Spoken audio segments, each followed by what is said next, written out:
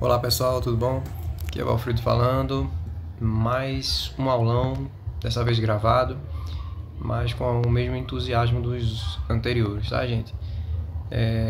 Esse aulão a gente separou as 15 questões para vocês de véspera, né? O aulão de véspera. Desde já desejo boa sorte a todos, né, na prova. Enfim, vamos lá, vamos começar, né? Como no aulão passado, todo o assunto é baseado no edital, tá? Então, quais são os tópicos que o edital forneceu? Segurança da informação, conhecimento da plataforma Google, sistema operacional e ambiente Windows. E esses conceitos básicos, ferramentas, aplicativos, procedimentos de internet, conceito de organização e de gerenciamento de informações, arquivos, pastas e programas, tudo baseado no Windows, né, ambiente Windows e na plataforma Google, internet, enfim, tá bom? São 15 questões, vamos lá. Bom, nesse primeiro tópico a gente vai ver segurança da informação, né? Com base em noções de vírus e pragas virtuais, procedimentos de backup, tá bom? Bom, nessa primeira questão a gente vê aqui de 2023, desse ano. Bom, o RAT, Remote Access Control, é um programa que combina as características de Trojan e de backdoor, possibilitando ao atacante acessar o equipamento remotamente e executar ações como se fosse o legítimo usuário. E aí, tá certo ou errado? Bom, gente, esse conceito está correto. É o conceito de RAT, né? E o que é esse RAT? Como ele mesmo fala, é um programa que combina essas características de dois outros, na verdade, de um malware, que é o Trojan, ou o cavalo de Troia, e uma técnica ou conceito, né, não posso dizer que invasão, mas é uma técnica, né, em que um usuário técnico pode manter uma porta aberta, um caminho em que ele tem acesso ao computador, não necessariamente com um fim maldoso, mas enfim, vamos lá. Então, o cavalo de Troia, o que é?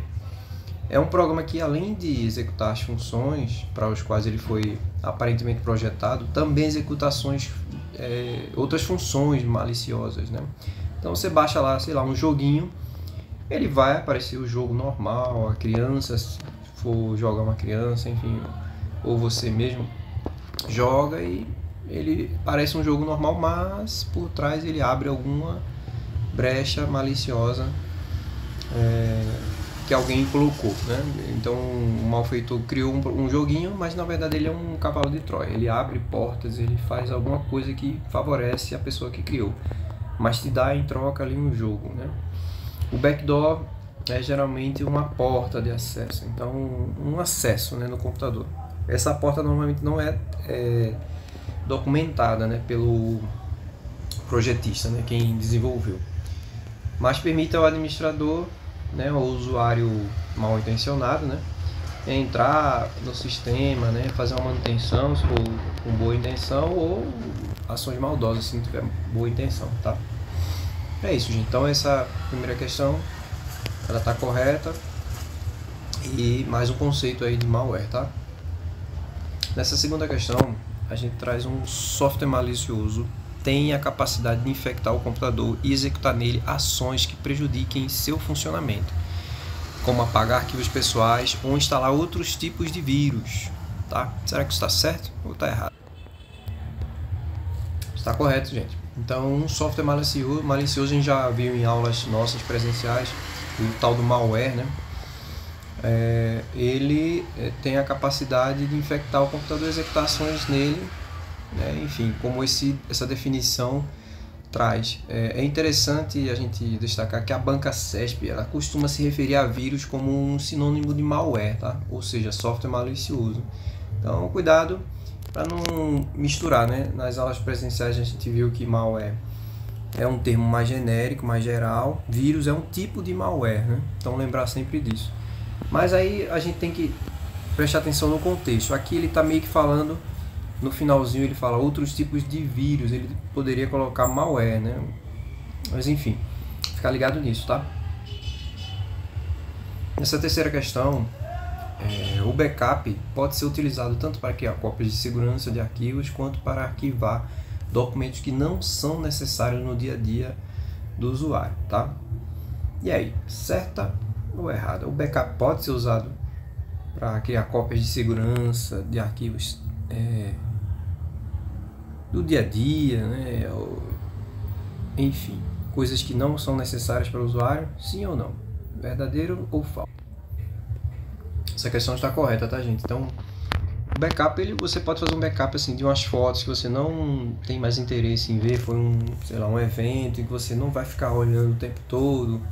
Enfim, são cópias que você só quer guardar para futuramente, quem sabe, consultar. Por exemplo, você tem uma empresa, né, de buffet, e você faz algumas fotos para arquivar isso, para ter como um registro, né, até provas, caso alguma coisa aconteça. Então, normalmente você pode usar, por exemplo, um CD, um DVD, apesar de não ser muito usado mais, né? Mas ele ainda serve como uma boa forma de fazer um backup permanente, porque depois que ele é gravado, os CDs graváveis, né, que só gravam uma vez, são interessantes, porque ninguém pode apagar. Então não há o risco de um apagamento acidental, né? E aí outra forma de fazer um backup é pendrive e o famoso HD externo, né, que é um HD comum, só que com uma conexão USB. Então fica bem prático, ele pode ser levado na bolsa, né? É portátil e também pode ser guardado em casa. Então você tem alguma informação, arquivos importantes, mas que não quer ficar mexendo todo dia, você pode usar dessas três formas para guardar permanentemente os arquivos. Tá aí 3 formas de fazer backup, tá? Então o backup ele não precisa ser necessariamente só cópias de segurança das coisas que você usa no dia a dia. Pode ser uma cópia de fotos, por exemplo, ou filmagens que você não vai ficar vendo todos os dias. Você quer guardar, tirar, desocupar o espaço em disco do computador, mas quer manter essas coisas guardadas, tá? Bom, aí a gente passa para o assunto de conhecimento da plataforma Google, né? Como eu já mencionei, né, algumas aulas nossas, o Google Sala de Aula, Google Documentos e Google Planilhas são muito importantes hoje em dia, né? O governo do estado já cobra dos professores, a Prefeitura de Recife, eu acredito que já está também disponibilizando isso e recomendando que os professores utilizem. A pandemia veio e trouxe o Google Sala de Aula como uma ferramenta forte e importante para professores e alunos, tá? Então bora lá, são mais algumas questões sobre esse conteúdo. Então, vamos lá. Quarta questão. Após criar uma atividade no Google Classroom ou Google Sala de Aula, tá, gente? É a mesma coisa, cuidado. O professor pode postar a atividade imediatamente, programar para uma data posterior ou salvar como rascunho. Será que o professor pode fazer isso? Então ele diz que o professor pode ir lá, criar uma atividade, né, prepara ela toda, aí pode postar agora, pode agendar para uma data específica e horário, inclusive, ou salvar para depois alterar. Ele não conseguiu concluir agora, né, precisa se ausentar do computador e não vai dar para mexer nisso. Será que é possível fazer isso? Sim, gente, é possível. Veja aí nessa tela, isso aqui é a tela de uma atividade criada, que você está criando, você pode estar criando. E no canto superior direito, você vê ali circulado, nesse círculo laranja, você pode atribuir, ou seja, postar imediatamente a atividade. Você pode agendar e você pode salvar como rascunho. Então, certíssima a questão, tá, gente? Nessa quinta questão, o que é que fala? Vamos lá. O progresso da realização de uma atividade atribuída a um aluno em um documento no Google Sala de Aula poderá ser acompanhado mesmo antes de sua entrega. Gente, sim, isso é possível, tá? Você coloca uma atividade lá, sei lá, de redação. Você lança uma atividade em que o aluno vai ter que produzir um texto. Você pode imediatamente acompanhar a tela do aluno, da tarefa dele, e antes mesmo dele entregar, dele concluir. Você pode até sugerir alguma coisa, ele está em dúvida, você pode ajudar remotamente, ele vê o seu cursor, onde é que você está apontando na tela, enfim. Isso é bem legal, esse recurso. Então, por exemplo, está certíssima essa questão, né? Então, por exemplo, Você criou uma atividade, você clica em cima dos trabalhos atribuídos, né? Aqui está aparecendo um, é porque um aluno só, um ambiente de teste que eu coloquei aqui, mas aqui apareceria a quantidade de alunos que você tem. Clicando nesse trabalho atribuído, você vai entrar nessa telinha aqui, e aí você escolhe o aluno no qual você quer acompanhar a atividade que você passou. Então, clicando no aluno, você vai ver essa tela, que é do Google Documento resumida, e aqui você pode ver o aluno produzindo, tá? Inclusive sugerir alguma alteração no documento dele, enfim, pode ajudá-lo inclusive também. Então, certíssima questão. Sexta questão. No editor de textos Google Docs, ao selecionar-se uma palavra e clicar sobre o botão, esse botão aí, um B, né? Serão aplicadas bordas a essa palavra. E aí, será que está certo? Veja só, questão de uso do dia a dia, questão que é necessário conhecer o mínimo da plataforma do editor de texto, né, que é o Google Documentos. E ela está errada porque é o seguinte, o Bzão aí não significa bordas, significa negrito, né? O negrito na plataforma Google não é um N, não é representado como um N lá como aparece no Word, né? Que a gente está acostumado. Dá uma olhada nessa tela, nessas duas telinhas que eu trouxe para você. À esquerda você vê o Word 2007, né? Então não mudou. O negrito é um Nzinho, representado por um Nzinho, esse botão negrito, o itálico um I, e o sublinhado, se você quiser formatar sublinhado, é um Szinho, tá? Aí dá uma olhada à direita, você vê como é que é representado o negrito no Google Documents, que é um B, o itálico é igual ao Word, mas o sublinhado também é diferente, olha lá, é um U sublinhado, tá? Então, resposta errada, né? Esse B não é de bordas, e sim de negrito no Google Documentos. Agora a gente vai falar um pouco sobre o sistema operacional e ambiente Windows, com um contexto também de edição de texto, que é o Excel, né? Planilhas, o Word, né? E apresentações em ambiente Windows. Bom, nessa questão 7, vamos lá. No Microsoft Word, para inserir uma tabela como imagem dentro de um arquivo, é necessário que a tabela esteja no formato XLS. Gente, entendo a questão. Eu quero inserir uma imagem, uma tabela, só que ela no formato imagem. Então, primeiro você a própria questão já está dizendo, né? Então, se eu vou inserir alguma coisa como imagem, então o que eu estou inserindo é uma imagem, não importa o conteúdo da imagem. Então, se dentro da imagem, né, o que a imagem representa é uma tabela, não importa, porque é uma imagem. Então, o que eu estou inserindo, na verdade, é uma imagem. Então, ela não precisa estar num formato diferente do JPG, que a gente já conhece, PNG, BMP, TIF, que são formatos típicos de imagem, tá? Tem aquele GIF também, que é o GIF ou GIF, como alguns falam. São formatos de imagem. Então, XLS é o formato do Excel e não de imagem, tá? Então, é errada a questão.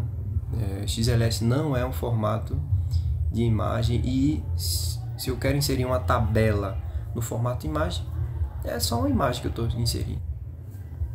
Nessa questão 8, pessoal, fala o seguinte: a alça de preenchimento do Excel pode ser utilizada para se fazer um auto-preenchimento de um conjunto de células, quando o formato dessas células permitir o emprego desse recurso, tá? Bom, gente, a alça de preenchimento é aquela alcinha que você clica nela logo ao lado na célula, você seleciona uma célula ao lado Então, quando você seleciona uma célula no canto inferior direito, você tem um recurso chamado auto-preenchimento, né, ou alça de preenchimento, né? Bom, então essa questão está correta, ela fala exatamente o que o recurso faz. Aqui está uma demonstração do que esse recurso faz. Por exemplo, se você quer replicar uma palavra, você digitou só uma vez, né, ou um número só uma vez. E aí você clica nele, clica no cantinho inferior direito, veja ali que o mouse se transforma num maisinho preto. E aí significa que você pode puxar e ele replica. Se for uma palavra só, ele vai replicando essa palavra. Se for um número, e como você vê no exemplo, é só um número, é o número 1, ele repete esse número inúmeras vezes, né? Até completar onde você parar. Se você colocar em sequência, por exemplo, A, B, C, ele entende que é o alfabeto que você quer fazer. Então ele vai preenchendo A, B, C, D, E, F, ele continua. Se você colocar uma sequência 1, 2, 3, por exemplo, ele também entende que é uma sequência. E aí completa a sequência. 1, 2, 3, 4, 5, 6, 7, 8, 9, 10, enfim. Se for, por exemplo, os dias do ano, os meses do ano, janeiro, fevereiro, você coloca 3, ele já entende que você quer preencher os meses do ano, e assim vai. Então, é questão correta, tá, gente? Nessa nona questão, ele fala o seguinte, ó, no PowerPoint 2013, é possível que uma apresentação aberta no formato PPT seja salva no formato PPTX, mas não o contrário. Gente, os dois formatos são os formatos do PowerPoint, tá? Ou seja, são as extensões que o PowerPoint salva. Então, quando você faz uma apresentação no PowerPoint, ele salva nesses dois formatos, com essas duas extensões. Qual a diferença? O PPT é a versão antiga. Então, até 2003, a versão 2003 é o PPT. A partir da 2007, a Microsoft ela fez alterações e aí o pacote Office começa a salvar com formatos, e eles acrescentam um formato novo, né? Eles acrescentaram um xizinho em todas as extensões. Então, no caso do PowerPoint foi o PPT-X, no Word foi o DOC-X, o formato antigo era DOC, e o Excel era XLS. Com as alterações foi para XLS-X, né? E no caso do PowerPoint foi a mesma coisa. Então, se a versão for, no caso aí é 2013, né, que é a partir de 2007, as versões já salvam em PPT-X, elas salvam tanto em PPT quanto em PPT-X. Então a questão está errada porque não importa, ele salva nos dois. Esse PowerPoint salva nos dois formatos e você pode converter de um para outro, sem problemas. Bom, agora a gente vai para os conceitos básicos, ferramentas, aplicativos e procedimentos de internet, tá, gente? Então, nessa questão 10, suponha-se que um usuário tenha acessado o sítio https://images.google.com.br e digitado no campo de pesquisa os termos brasão, governo, Espírito Santo, para obter a imagem do brasão do governo do estado do Espírito Santo. Nesse caso, a pesquisa retornará um erro, pois para a busca de imagens é necessário digitar as palavras na forma ortográfica correta, considerando-se os devidos sinais de pontuação e acentuação, tá? Então vamos lá, notem que ele botou brasão sem acento o tio, né, lá no A, governo não tem acentuação mesmo, tudo bem? Espírito também está sem acento, né, agudo, enfim. E aí, será que isso altera a pesquisa e ela dá erro? Não, gente. Isso não existe. Você coloca o Google, tenta consertar, ele entende, ele tem algum tipo de... Ele tem um mecanismo que tenta meio que adivinhar o que você quer, né? Mas não é exatamente isso, né? Ele tem um algoritmo que consegue perceber e até corrigir algumas coisas e fazer uma busca sem erro. Isso não vai dar erro, não. Ele pode até não entender, né? E pedir que você...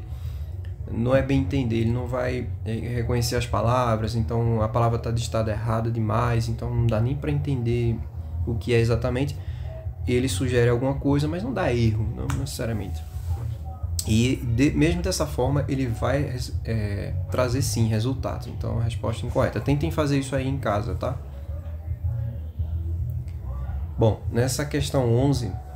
ele diz o seguinte, ó, a barra de endereços do navegador Mozilla Firefox somente permite ao usuário o acesso de sites seguros, que são aqueles com o protocolo HTTPS, inclusive parecido com a questão anterior, o endereço, né, HTTPS. Então, ele está dizendo o seguinte, olha, só aceita se for HTTPS, ou seja, somente sites seguros. O HTTP, que não é um site com segurança, ele não aceita. Gente, isso não existe, está errado.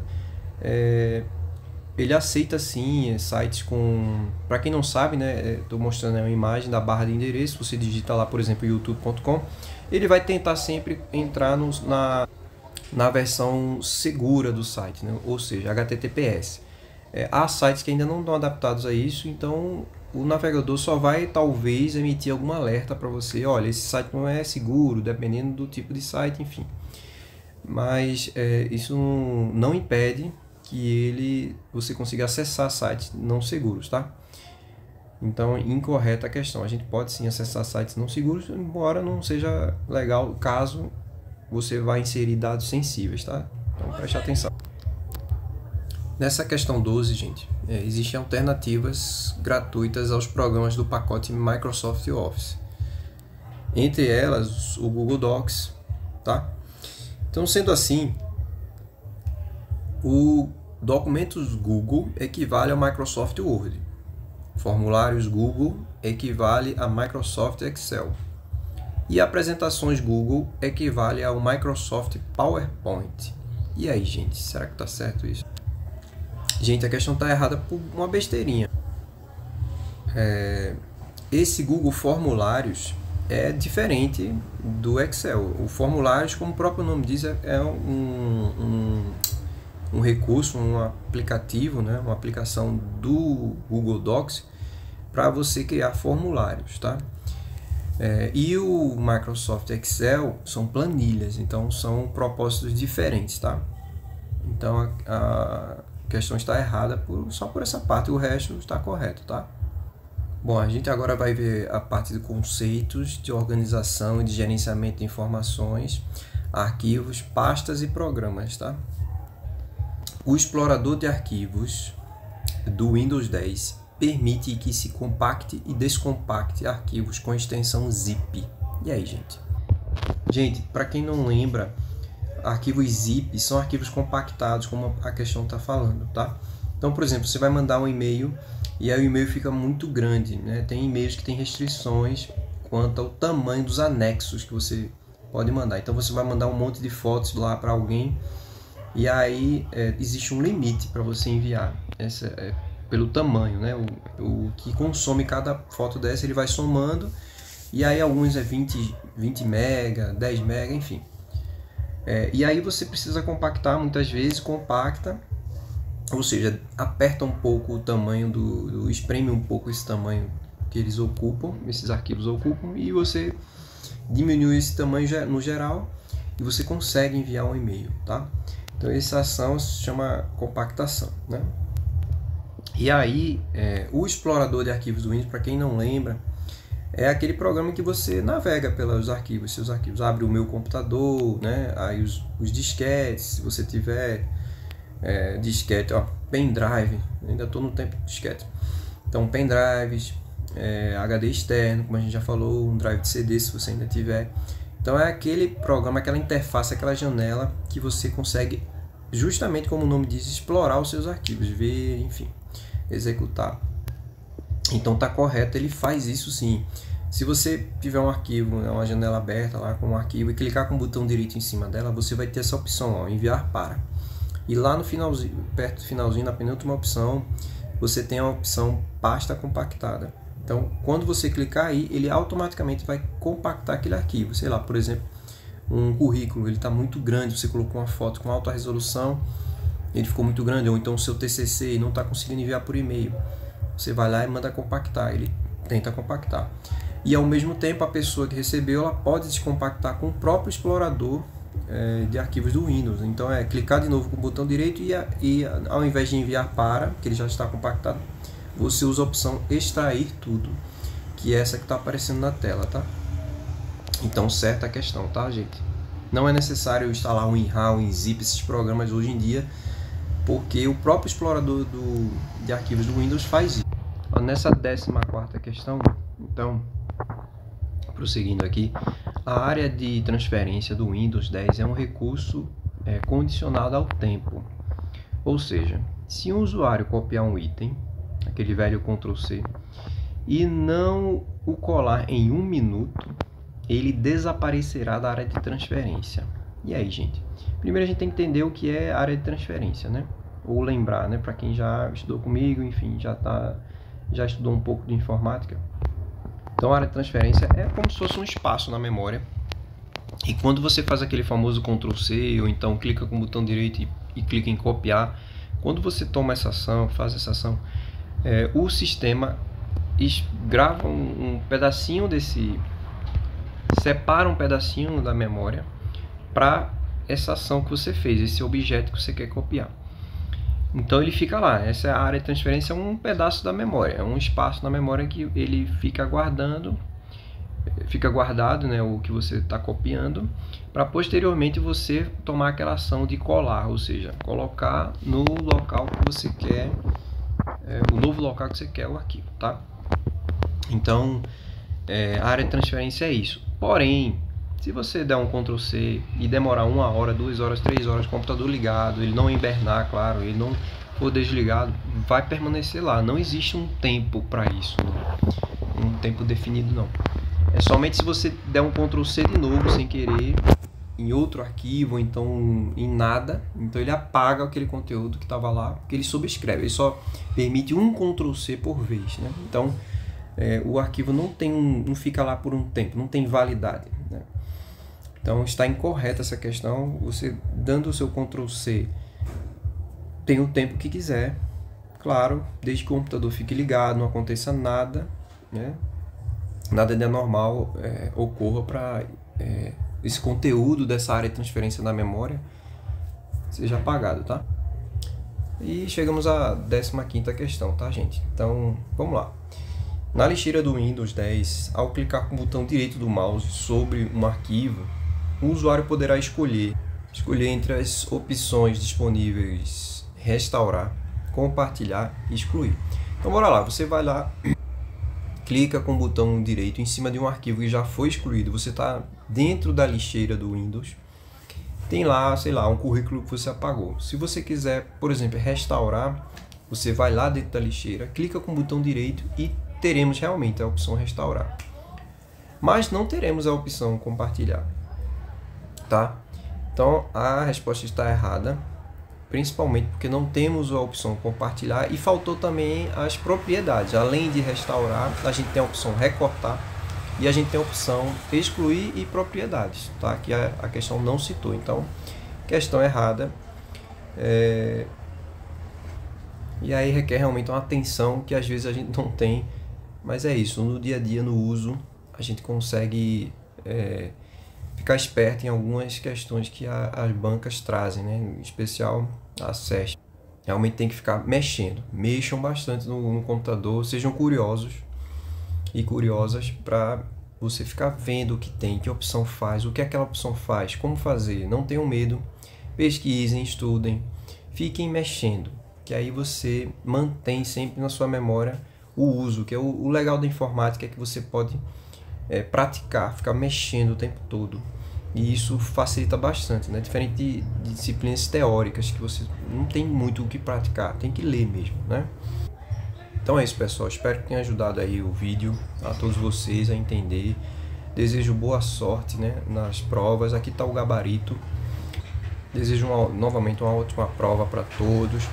O vídeo eu estou fazendo rápido mesmo, porque eu não queria que ficasse longo, né? Então, vocês pausam, qualquer coisa voltam, tem a opção de voltar, né? Isso, então eu vou fazendo, estou falando aqui rápido de certa forma, porque vocês têm a opção de pausar, né? Diferente de uma aula ao vivo, em que a gente precisa realmente devagar para que todos entendam, tá? Então, qualquer dúvida, volta um pouco, rever, dá uma pesquisada na internet, vê o nosso material também. E dúvidas vocês podem falar comigo lá no grupo, tá? Que a gente criou para esclarecer alguma questão, alguma dúvida geral, tá?